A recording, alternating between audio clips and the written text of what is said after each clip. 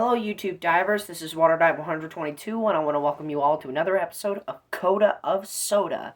So we've got yet another root beer to review today, and let's see what I think about this one. Today we have another one of the biggest root beer brands out there, Barq's root beer.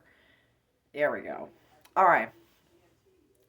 So this root beer is definitely something, isn't it? Now, I was mainly familiar with this brand of root beer because I would always love to get those root beer pops, like those root beer ice cream pops, and Barq's was the brand of root beer that was featured in there. So I have some familiarity with this brand of root beer. But actually going ahead and drinking the actual drink from the actual bottle, it's a completely different ballgame. It definitely takes me back to those times where I would really love to have one of those root beer icicle pops, like one of those push pop thingies, if that makes sense. Love those.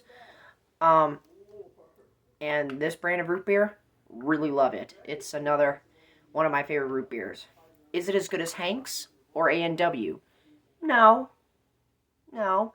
But it does have, but it is up there. But I still prefer Hank's and A&W because those brands of root beer are just absolutely mind-blowing. Love them. Okay, so now let's move on to the qualities of this soda, like the main positives I have with this soda. There's a lot of positives here. The sweetness, very, very, very nice. It's a very, very nice tasting soda, very sweet tasting soda. And, whenever a soda tastes really sweet, extra bonus points for me because I love it when sodas get very sweet with their tastes. I mean, to a full extent. I mean, I do have standards, but most of the time it works for me. Love it. The fizziness I've noticed actually is lacking a little bit in this soda. Unlike root beers like A&W, like Hank's, and even some of the sugarcane root beers, some of the smaller brands that I reviewed, like Filbert's or Mason's or Frosty or Frost Top, for instance. They all have noticeable fizziness levels. But this brand doesn't really have that, in my opinion. I mean, it's there. It's not like it's a complete non-factor or anything, but compared to what you're basically used to from root beers, this one just kind of seems like a little bit of a letdown in the fizziness department, because when you want a root beer, you want it to be thick, you want it to be foamy, you want it to just be and I explained that a little bit more in my previous video where I talked about Hank's root beer. So if you want more information on that, then you can go ahead and watch that video. Who knows? All right. Now, getting back to the review. The aftertaste. Very decent. Very, very noticeable aftertaste.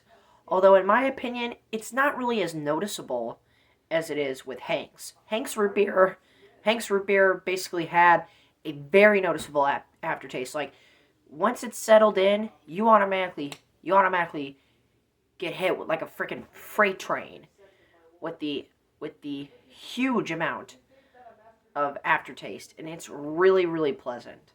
But with this, it just kind of feels like, okay, it's there, but it's not as powerful as Hank's.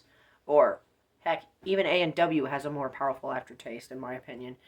But needless to say, this is a great brand of root beer. And although I definitely recommend it, especially for you big root beer fans out there who have yet to try this soda, but as a overall, this brand, in my opinion, shouldn't be the number one thing that you have reached for, unless if you're absolutely curious and you want to try this out.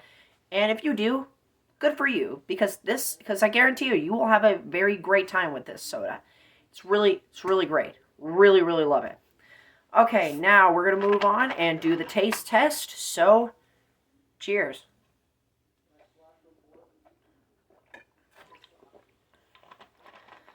Oh, goodness, that's so good. Alright, so with that said, that concludes this edition of Coda of Soda. Thank you so much for watching, my fellow YouTube divers. This is Water Dive 122 signing out. ready to dive into more fun on YouTube. Thanks for watching.